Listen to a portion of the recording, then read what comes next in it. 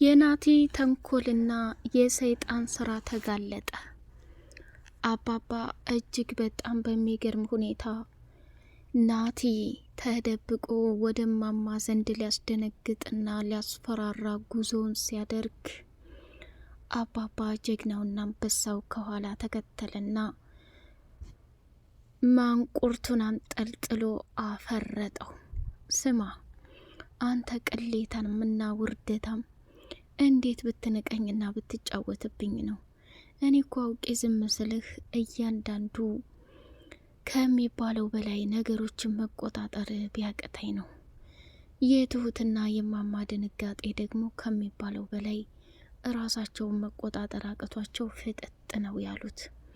አባባ ደግሞ አየሽ የኔ ውድ ባለቤት፣ ይሄ የማይረባ ገልቱና ከንቱ ሰውዬ ሲጫወትብንና ሲያስመስል የነበረው በዚህ ነው። አየሽ እዚህ ቤት ምንም ነገር የለም፣ ሁሉም ሰላማዊ ህይወት ነው እየኖረ ያለው። ስለዚህ ባክሽ ውዴ ተረጋጊ አለና ማረጋጋት ጀመረ። ትሁቴ የሽምግልናው ጉዳይ አባቷ ከሚባለው በላይ ተፈታትኗትና ነገሮቹ በጭራሽ አልተስተካከልላት ብለው እራሷን መቆጣጠር አቅቷት በለቅሶ እያነባች ነበር። ከዛ ተመስገንም ደግሞ ነይ ቶሎ ትሁቴ፣ ሁሉንም ነገር አስተካክለን ወደ ነበርንበት እንደምንሆን ተስፋለኝ። ስለዚህ ባክሽ የምልሽን ስሚ አላት። እሷም ደግሞ እሺ አለችና ትሁቴም ተነስታ ወደ አባባ ቤት ስትመጣ ተመስገን እያደረገ ያለውን ውርደትና ቅሌት ስታይ ልቧን ይዛ ደነገጠች። አባዬ ወደ አቶ ገዛኸኝ ቤት ወይንም እናቲ አባት ቤት ስራ ባልገባ ኖሮ ይህንን ጦሰኛና ረመኔ ሰውዬ ይዤብህ አልመጣም ነበር። ጥፋቱ የኔ ነው። የዛኔ በጣም በሚያሳዝንና በሚገርም ሁኔታ በሞትና በህይወት ሽረት መካከል ያለችውን አለሜን ካተረፍንለትና ካዳናት በኋላ አሁን ላይ እሱ ደግሞ እንዲህ ጠላትና ጦስ ይሆናል ብዬ በፍጹም አላሰብኩም ነበር። አባዬ ይሄ ሁሉ ምክንያት የተፈጠረው በእኔ እንጂ በማንም አይደለም ብላ መጸጸትና መቃጠል ጀመረች። እሱም ደግሞ ተይ እንጂ ትሁቴ፣ እኔና አንቺ የኔ ያንተ የሚባል ነገር የለም። ብዙ ነገሮችን አልፈን ነው እዚህ የደረስ ነው። አሁንም ቢሆን ሁሉንም ነገር እናልፋቸዋለን ብሎ ሲላት፣ ሀይ አባዬ እንደዛ ነው ብለህ ነው አንተ ካልገሽ አለች። የአባባ ሚስትም እውነት ይቅር በሉኝ፣ ሲያዩት ሚስኪን ሰው ነው፣ ይሄን ነገር ያደርጋል ብዬ እንዴት አባቴ ልገምት? ስለዚህ የሆነብኝን ነገር በሙሉ እናንታችሁም አይታችሁ ተረዱ ብላ አለች ማለት ነው። ሰላም ሰላም፣ ውድ የተከበራችሁ የተወደዳችሁ የሌላ ኤንድ መሐመድ ቤተሰቦች፣ እጅግ በጣም ተወዳጁና በጉጉት ስንጠብቀው የነበረው የትሁቴ ድራማ እንደቀጠለ ይገኛል ማለት ነው። ቻናሉን ላይክ፣ ሰብስክራይብ እያደረጋችሁ አበረታቱን። በድጋሚ ናቲ እንግዲህ ሰይጣናዊ ስራውና ተንኮሉ ፊት ለፊት ተጋልጦበታል። እሱም እንግዲህ ምንም አማራጭም ስለሌለው አባዬ ይቅርታ እያለ እየለመነ ነበር። አባባም ከሚባለው በላይ እንዳንተ በህይወቴ የቀለደብኝና የተጫወተብኝ የለም። ተመስገንና ቲና ብዙ ነገር አድርገው ነበረ፣ ግን ይቅር ብዬ ወደ ቤት አምጥቻቸዋለሁ። ያንተው ግን ከሚባለው በላይ የባሰና እልክ አስጨራሽ ነው። አሁን ላይ ወደድክም ጠላህም ከዚህ ከቤት ውልቅ ብለህ ሂድልኝ፣ እኔ አንተን የምታገስበት አቅም የለኝም ብሎ ተናገረ ማለት ነው። የአባባ ሚስት ሁኔታዎችን ስታይ ልክ ነህ፣ እስካሁንም የተቆጣሁትና የተናደርኩት ይበቃኛል። እሱ ጥሩ ልጅ ነው፣ ለምን እንዴት አረጉታላችሁ እያልኩኝ ስከራከር ነበር። ይሄ ክርክሬ ደግሞ አሁን ላይ ዋጋ አስከፍሎኛል። ስለዚህ ምንም ቢፈጠር ምንም ከዚህ በዘለለ ከምትለው በላይ እኔ ራሴን መቋቋም አልችልም ብሎ ነው እንግዲህ አባባም እውነታውን ፍርጥርጥ አድርጎ የተናገረው ማለት ነው። የተናገረበትን ምክንያት የግድ መሆን ያለበትን ብቻና ብቻ ስለነበረ እሷም እጅጉን በጣም አዘነችና አባዬ አንተ እኮ የምትጨክን ሰው አትመስለኝም። አሁን ደግሞ ምንም ቢፈጠር ምንም አንተ የኔ አባት ነህ። ስለዚህ ሁሉንም ነገር ከምትለው በላይ አምኜ ተቀብያለሁ። ስለዚህ እባክህ ፊትህን አታዞርብኝ፣ እኔ ለጨዋታና ለቀልድ ብዬ ነው እያለ ጭራሽ መሟዘዝም ጀመረ ማለት ነው። ይህን ነገር እንግዲህ ወደደውም ጠላውም አባባ በየትኛውም የህይወት መንገዱም ቢሆንም ዳግም እሱን የሚያምንበት ዳግም እሱን አምኖ እንትን የሚልበት ፍላጎት የለውም ማለት ነው። እና ይህንን ያክል ይመስላል እንግዲህ የአባባ ተስፋ መቁረጥ። እሷም ደግሞ የአባባ ሚስት አሁን ላይ ምንም ማለት አትችልም። ምክንያቱም እየተደረገ ያለው ነገር ልክ ያልሆነ እንደሆነ አምና ተቀብላለች ማለት ነው። ተመስገንም ደግሞ እውነታውን ተናግሯል። አባዬ ካላስቀየምኩና ካላስከፋሁህ ላንተ አንድ የሚጠቅምህ ነገር መናገር እፈልጋለሁ ብሎ ሲለው እሺ እኔ ልሽ ንገረኝ፣ ምንም ችግር የለውም ብሎ ነው ያለው።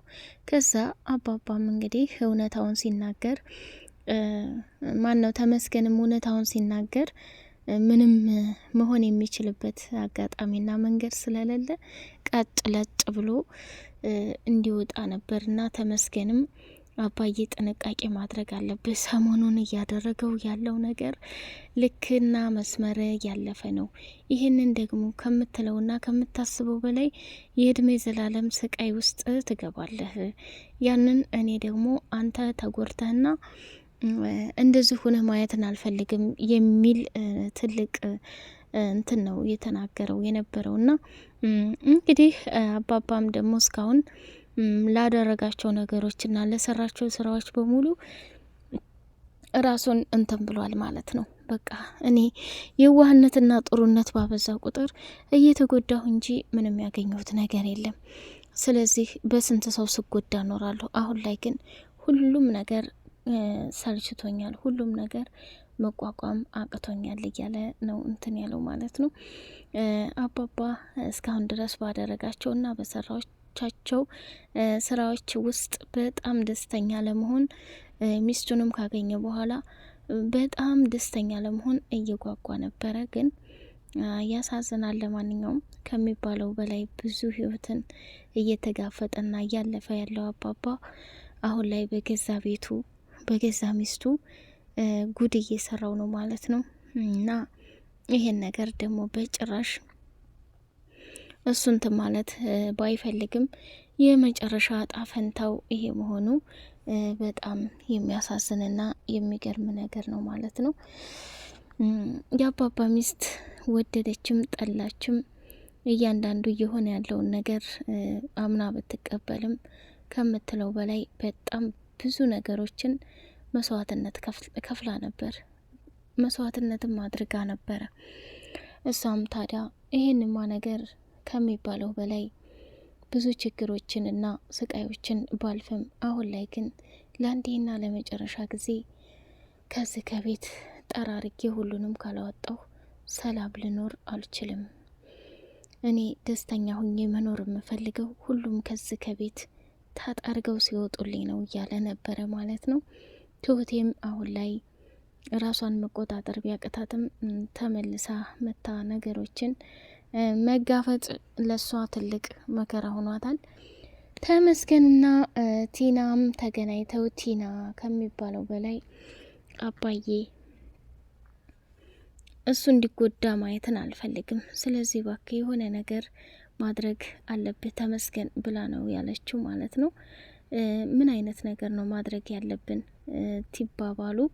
መጨረሻ ላይ እንግዲህ እሱም ደነገጠና እኔ አሁን ክፋትም ምንም ነገርም ማድረግ አልፈልግም፣ በቃ አለሜን ማስደሰት እንትን ማስከፋት አልፈልግም ነው ያለው።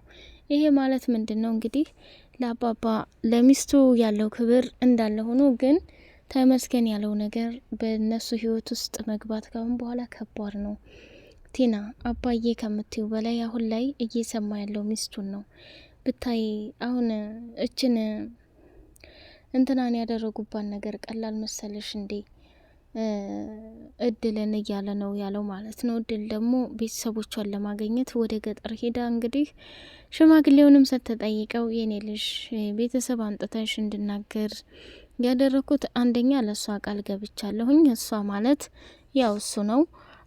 እድልም ደግሞ እስካሁን ድረስ ጊዜውና ሰዓቱ ደርሶ እንደምትጠይቂ የሁላችንም ተስፋ ነበረ።